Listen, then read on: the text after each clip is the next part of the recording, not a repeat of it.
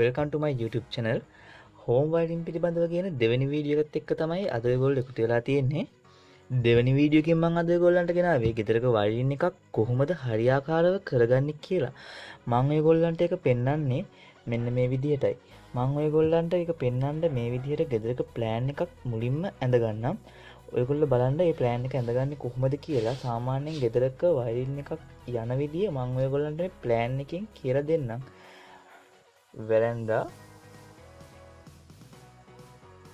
kitchen, master bedroom, bathroom, living area. ගෙදරක DB board එක සාමාන්‍යයෙන් high වෙන්න ඕනේ. passage එකක් වගේ සාලයකට ඇවිත් ස්ථානයකට තමයි ගෙදරක DB board එක high වෙන්න ඕනේ. DB board එක ගැන මම කලින් වීඩියෝ එකක් කරා. ඒ වීඩියෝ එක බලන්න මම ඒකේ link එක දාන්නම්. දකුණත පැත්තේ link එක වැටෙයි. link එක ක්ලික් කරලා ගිහලා වීඩියෝ එක බලන්න. DB board එක ගැන මම ඔයාලට කියලා දෙනවා.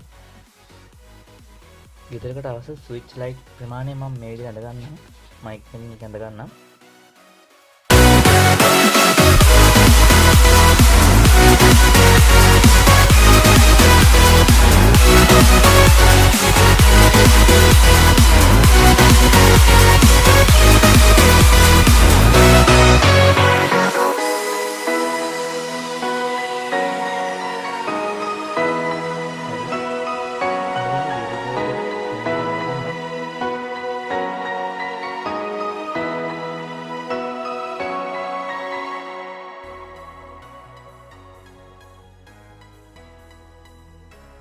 හිතනවා ඔයගොල්ලන්ට පැහැදිලි වෙනවා ඇති කියලා මේක යන්නේ කොහොමද කියලා.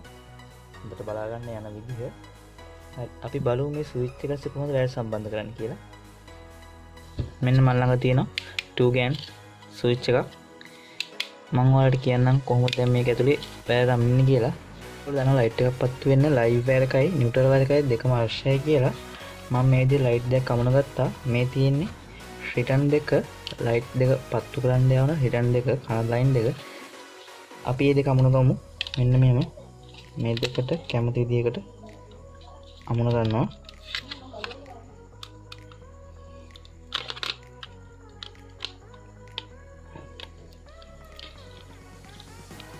ඊට පස්සේ කරන්ට් එක දෙන්න මේ විදිහට වයර් කෑල්ලක් මම මේකට අමුණ ගන්නවා.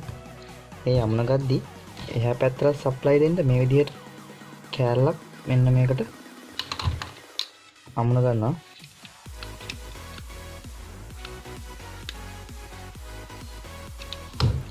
මේ වයර් කෑල්ල මේකෙන් එහා පැත්තට අමුණ ගන්නවා.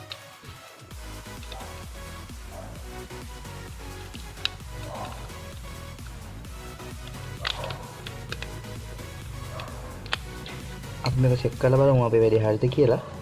මේ තියෙන නියුට්‍රල් වයර් එක මේ පැත්ත මෙහෙම නියුට්‍රල් වයර් එක නියුට්‍රල් පැත්තට මෙහෙම ප්ලග් කරගන්නම් මම. මේ තියෙන ලයිව් පැත්ත ලයිව් එකෙන් ප්ලග් කරගන්නවා. බලමු ලයිට් දෙක පත් වෙනවද කියලා. හරි ඔයාලට පේනවා පත් වෙනවා.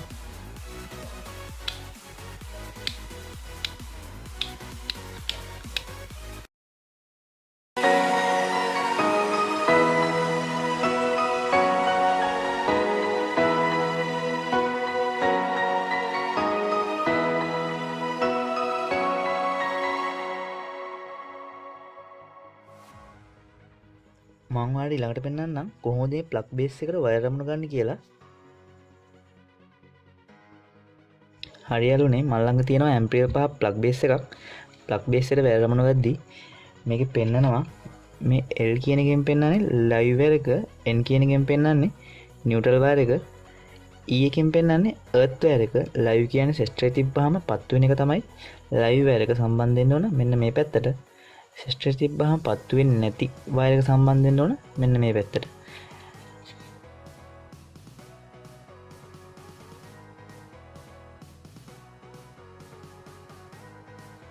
ඊගාඩ වලට කියලා දෙන්නම් හෝල්ඩර් එකට වයර් අමුණ ගන්න කොහොමද කියලා.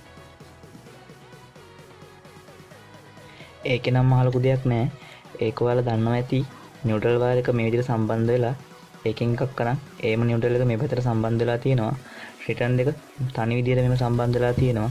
ස්විච් වලට සම්බන්ධ වෙන වයර් දෙක තමයි මේ රිටර්න් කියන්නේ. ස්විච් වලට සම්බන්ධ වෙන වයර් දෙක මෙහෙම සම්බන්ධ වෙලා තියෙනවා. ඊගාට මම ඔයාලට කියලා දෙන්නම් ෆෑන් එකේ රෙගියුලේටර් එකට වයර් සම්බන්ධ කරන්නේ කොහොමද කියලා. මල් ළඟ මේ වෙලාවේ රෙගියුලේටර් එකක් නැහැ. රෙගියුලේටර් එක නැති නිසා මම ඔයගොල්ලන්ට මේ විදිහට ඇඳලා පැහැදිලි කරන්නම්. මේ තියෙන 1 ගෑන් ස්විච් එක රෙගියුලේටර් ස්විච් එකට එන 1 ගෑන් ස්විච් එක 1 ගෑන් ස්විච් එකට තමයි අපි මුලින්ම ගෙන කරන්ට් ලයින් එක සම්බන්ධ කරන්නේ. ඒ කියන්නේ ලයිව් වයර් එක. ලයිව් වයර් එක මේකට සම්බන්ධ කරලා ස්විච් එක හරහා රෙගියුලේටර් වොලියුම් එකේ වයර් දෙකක් මෙහෙම වෙලා තියෙන එළියට ඒ වයර් එකේ එක පැත්තකට අපි ස්විච් කරලා ගන්න වයර් සම්බන්ධ කරන්න ඕන. ඊට පස්සේ රෙගියුලේටර් වොලියුම් එක හරහා තමයි ෆෑන් එකට සප්ලයි එක යන්නේ. ෆෑන් එකේ නිව්ට්‍රල් වයර් එක ඔහම බෝඩ් එකට සම්බන්ධ වෙන්න ඕනේ.